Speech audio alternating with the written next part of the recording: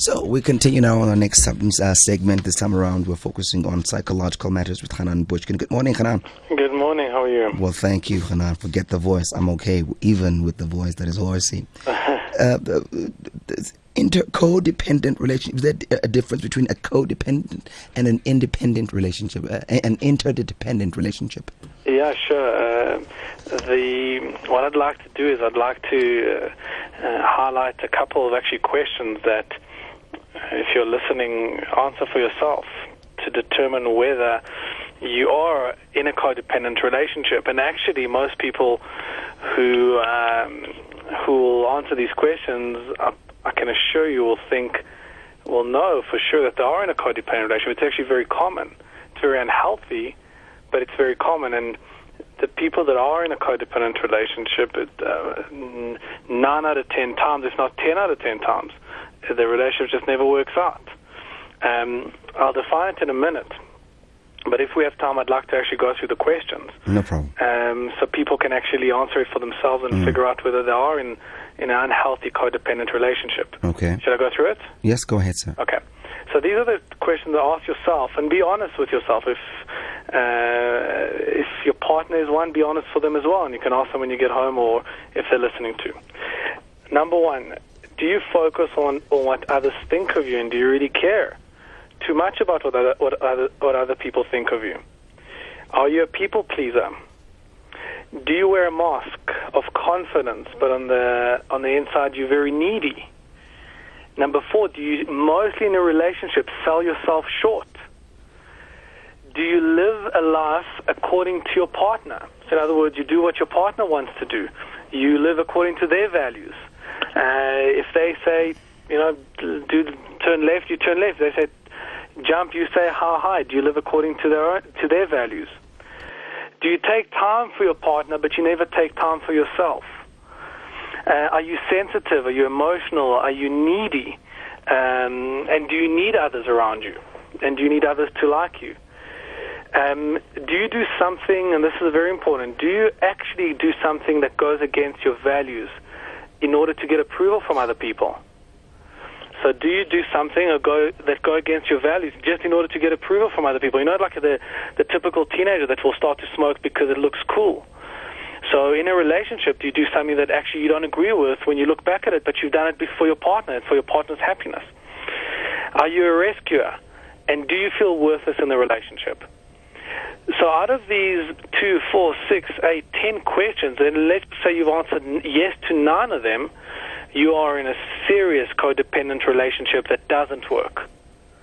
To depend on your partner in a healthy way is very different from depending to your partner in an unhealthy way.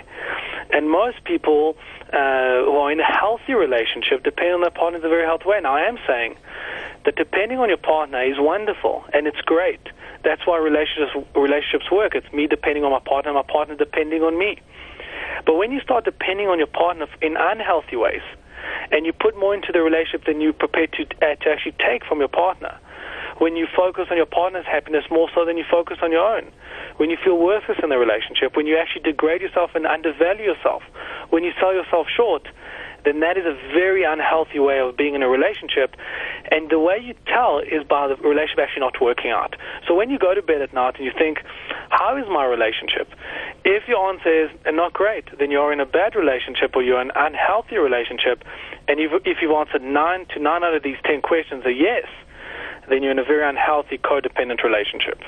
My curiosity was on the difference, if there is any, between interdependence and codependence. Is there a difference, or is that one and the same thing? It's just different semantics that actually describe the same thing. Okay. So, yeah, it is the same thing. You said it is good to depend on your partner. Where do you draw the line between healthy and unhealthy dependence on your partner? Well, look, when you're depending on your partner for, let's call it a 50-50 relationship, when you put in 50% of your partner, the truth is relationship should really be either a 50 either. There should really be 100-100. When you're putting in 100 into a relationship and you're not getting much in return, or you're not getting as much in return, in other ways. So it's just, if I give you A, you don't have to give me A back, but I'd like to get the same value through other things. If you feel that you're not getting the same value from the partner, then you are in an unhealthy codependent relationship. Yeah. If you feel that you are sacrificing your own values, then you are in an unhealthy codependent relationship. If you feel like you're selling yourself short, in other words, you look at your partner and you think, you know what, I can do better. This is actually not good enough for me. Then you're in a codependent, unhealthy relationship. If you're doing everything just to get your partner's approval, but your partner's actually not chipping in as well, then you are in a very unhealthy codependent relationship. So being in a healthy dependent relationship is where, you know what, I've got my own life, I've got my own friends, I've got my own values, and I stick to this. Yet I like you and I actually love you and I want to spend time with you and I depend on you for maybe other needs. But do I need you to survive? No, I don't. Because do I want you? Do I love you? Do I want you to be in my life? Yes, of course. Would my life be emptier without you? Yes, of course. But do I need you for survival? No, I don't. That is very healthy. An unhealthy one is where you actually need your partner for survival. God forbid they had to leave you, or God forbid they had to withdraw their love and approval, then you actually feel on the inside that you actually would not survive. If that's the feeling that you have, you're in a very unhealthy codependent relationship. Lest I sound like I'm not romantic, it is not so. But there are these songs that we tend to listen to that say, you are my air, you are my life, you are my everything. And we all call those romantic music and all that. I want you to respond to those and the movies that perpetuate that kind of thinking shortly after this. You've heard songs that saying like, I can't breathe, you are my air, I can't live if living is without you, you are my everything, I love you and I love you, without me there is no you, without you. All those songs, beautiful pieces of music, nice scores, but are they healthy in relationships? Those are the songs that help me have a job. Those are the songs that bring people into therapy, because they create a certain image of what relationships should be like. The truth is, though, the relationships are not fairy tales. Fairy tales only exist in fairy tales. Now, a relationship should be beautiful, and they should be romantic, and they should be incredibly fulfilling. But are they difficult? Absolutely. You'll never find a couple who have a very healthy, wonderful, fulfilling relationship that will say to you, yeah, it was easy on day one. We just got along and we never had a fight. It just doesn't work that way. That's only in fairy tales. So, you got to see a relationship in a realistic way. And relationships are difficult. They're very challenging.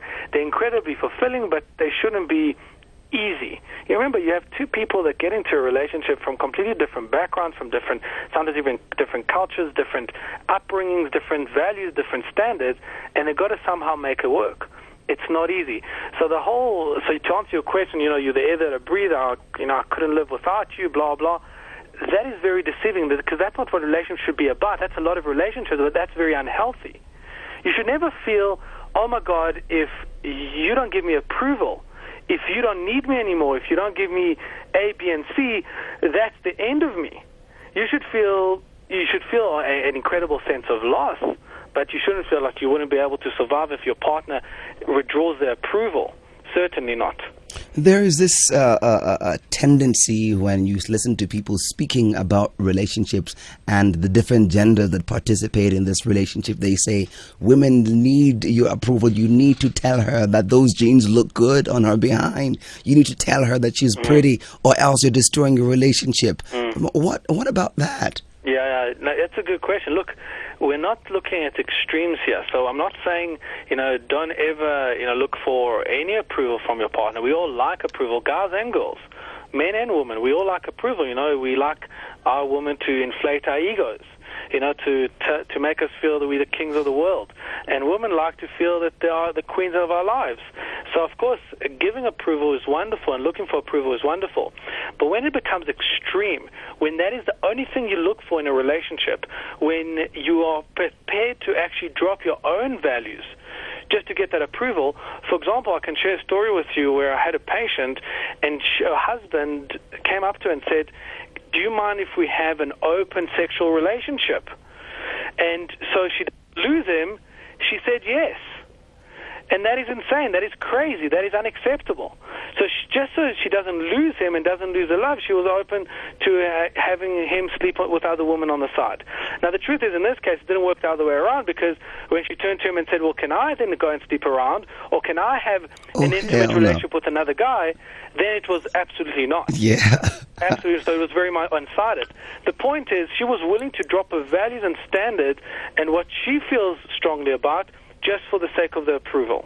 Now, that is very unhealthy. I never knew and never could understand what it means to be in an open relationship. Perhaps off air, when we're done here, you'll explain to me what an open relationship is. Let's move on to the concept of codependence now in an environment of a committed relationship where there are responsibilities that have been shared amongst these two, and one depends on the other to fulfill those responsibilities. For example, we share the payment of particular debts, and I depend on you, and my credit rating is dependent on you paying your end of the bargain. And if you don't do that, I go down. I'm blacklisted. Is that kind of depending on the other a negative thing? Look, everything needs to be up for, or rather most things needs to be up for negotiation in a relationship. Nothing should be off topic. You shouldn't ever feel that you can't speak to your partner about anything. By the way, if you're listening to this and you feel any kind of fear speaking to your partner about any topic, then that is very how should we call it? That is an area of your relationship that you certainly need to work on, because there should never be anything in a relationship that's off limit. Now, to answer your question, I'd like to actually just discuss, what do you do if you are in an unhealthy codependent relationship? Because the truth is, to turn to your partner and put all the cards on the table and say, look, I'm in this relationship, I do need to depend on you for A, B, and C. Are you okay with it? And if your partner says yes, I'm okay with it, without devaluing herself or himself, without going against her or his moral values or standards, then that's perfect. But the moment you say to your partner, I need your help financially, and if you don't give it to me, I'm going to withdraw, and I'm going to withdraw my love, and your partner's like, if I don't actually give in, and I don't feel comfortable him depending or her depending on me, but now I have to because they're going to withdraw, that is very unhealthy. Okay. That is very unhealthy. But once you find yourself in a codependent, unhealthy relationship, what do you do? What do you do?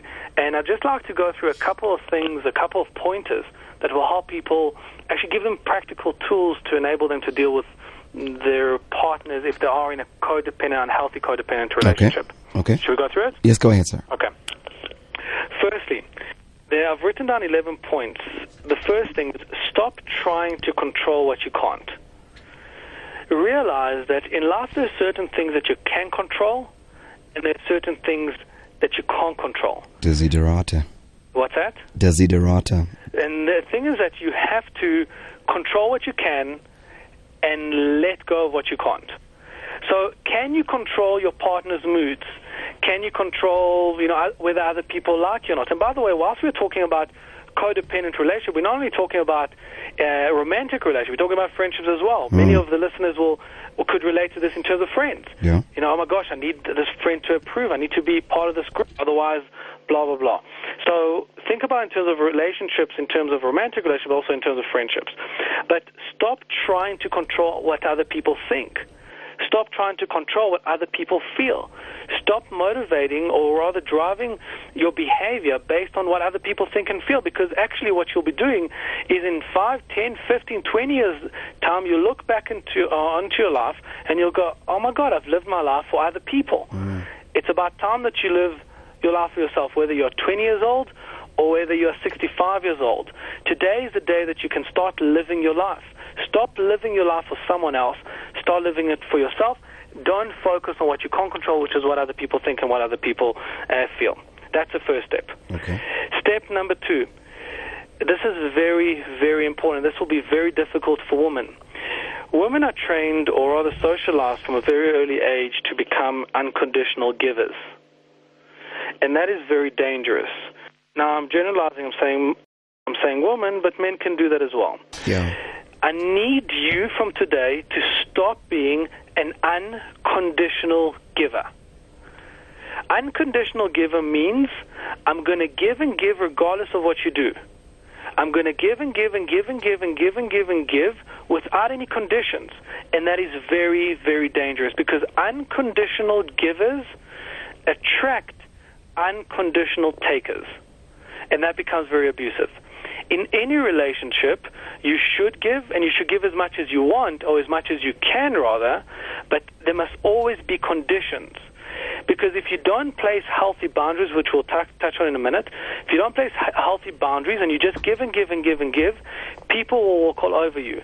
People will bulldoze you. People will bully you. So I need you from today to start, or rather understand, if not in terms of behavior, just in your head, that you need to stop being an unconditional giver. You need to be a conditional giver. In other words, I'm going to give to you as long as I get A, B, and C in return, whatever A, B, and C means for you. Does it make sense? Yes, it does. Yes, it does. Just on that point, there are some pieces of scripture that say you should give without expecting anything back. Yeah, but you know what? You should give without expecting anything back, as long as your partner actually gives without actually expecting anything back in return. But that effectively suggests that you're going to wait on your partner to give for you to give. Yeah, that effectively is the contrary of the statement. The real world is if you go out and you just give unconditionally to everybody, unfortunately, you're going to attract people that want to take control of that. Okay. People that want to bully that. People that want to use you and actually abuse you and as I said, take advantage and treat you as a doormat. Okay. You'll see that in the worst relationships, the ones where there's abuse, and whether it's verbal or physical or sexual, one of the partners is an unconditional giver. All right. They will give and give and give without conditions. Okay. And that breeds very unhealthy relationships. Now, I'm not saying start to, again, no extremities here. So yeah. I'm not saying, one for one. So I gave you a hug. You need to give me a hug in return. Yeah. Sometimes the value can be different. So I give you affection. You must give me maybe something else. Okay. But I must get something in return. All right. You must fill up the emotional tank, and you can't fill it up yourself. You need other people, obviously, to just give in return. Okay, hold on, Hanan. I forgot to open the lines. Everybody, if you feel free to call in and share your opinions on this matter. 0891 104 207, 0891 104 207. You could send your text messages also to 34701. Let's go to Rames. Alfie, good morning. Hi, Naya. How are you, man? Well, thank you, Alfie. How are you doing? I'm fine. Thanks for taking my call, and hi to your guest. I just want to make a 2 cents worth of contribution. Your quotation of giving without expecting anything in return was inconclusive. In fact, it goes further to say you must not always be a taker.